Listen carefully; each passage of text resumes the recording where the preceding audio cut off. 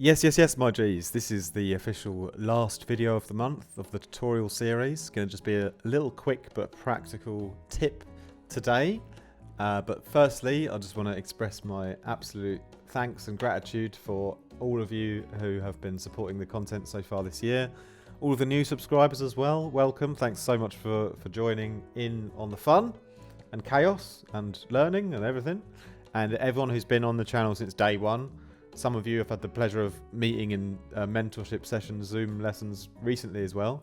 Everyone who's been there since day one, you know who you are. Thanks a lot for all your support as well. Yeah, I'm going to be doing a little bit of traveling after today, and I'm going to also just take a few days off from making YouTube videos, but I will be back. Definitely not in too long of a time. Anyway. Here's the little tip I've got for you guys then today, and this is just something that I do at any stage while I'm working on a track, or also when I'm like mastering and stuff like that, but especially if I'm like just thinking of, you know, what does the track need next, and I don't really know, you know, this is what I do. I quite simply just put an EQ on my master, and I'll just scan around for areas to boost, okay? So quite a basic tip, but it's just one of the most practically and, yeah, just most useful ones, really. So let's scan around until we find what we like, and then we're going to listen to what sounds good that's been boosted, okay?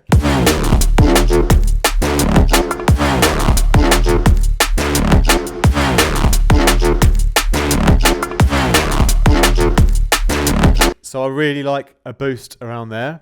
This is 1.5k, so this is the sort of central point of the treble. This is really the biting point of the track, you know. So obviously I don't have enough bite in my song, but now I've got that point where, you know, that's a good area that needs a bit of boosting. You know, I can agree with that.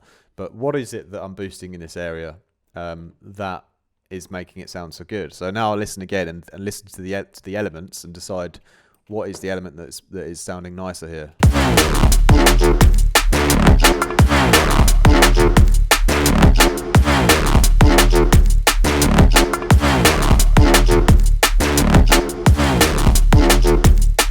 So I kind of get the feeling the mid bass and the drums both sound a bit better, a bit brighter there.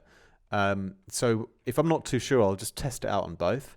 So all I'll do is I'll just take that exact EQ and move it over to the drums, for example. So we'll try it on the drum group. And I know that I like that already, but I'll just quickly test it on the bass group as well, that same EQ boost. Oh, it's a tough call. I think I like it more on the basses though. I think they benefit a bit more with that extra priority there.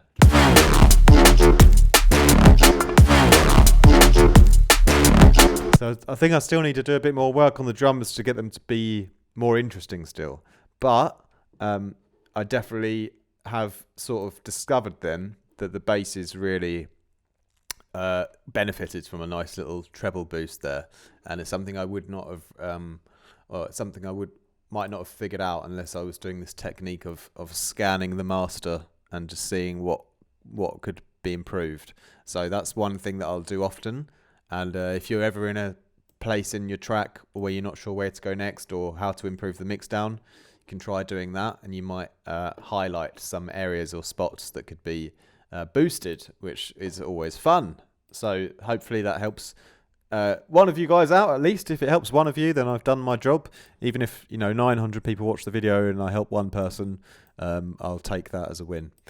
So anyway, yes, that is my little tip for today. So yes, my G's, that is a very simple, basic EQing tip, but I have got a lot more to say about EQing, and I would probably do a whole video on all of my best tips for how to EQ, why to EQ, like just everything to do with EQing in a future video.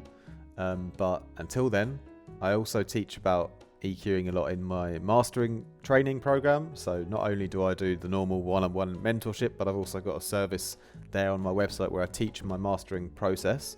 It's a little bit more expensive because I share my whole mastering chain and all that kind of stuff, and share some extra insight into yeah, getting that next level professional sound that I don't cover in YouTube videos. But aside from that, of course, the normal one-on-one mentorship calendar is still open, and I'll be teaching every day going forward. So even if I'm not online on YouTube for a few days or however long, I'll still be lurking around and teaching people on Zoom, and working on some new music for the label as well. If you want to follow us on SoundCloud or Instagram, you can. That'd be amazing. And if you just want to keep up to date, see what I'm doing on my travels, best place is to check me out on Instagram, or I do stupid videos on TikTok sometimes as well.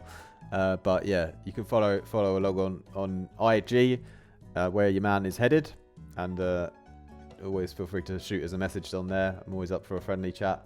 And thanks a lot for watching my G's. Hope you have a great rest of the day. A fantastic start into February. And I will be back at some point during the month to carry on with some more videos. And stay blessed, my G's. Much love. Have a great rest of your day. Peace out.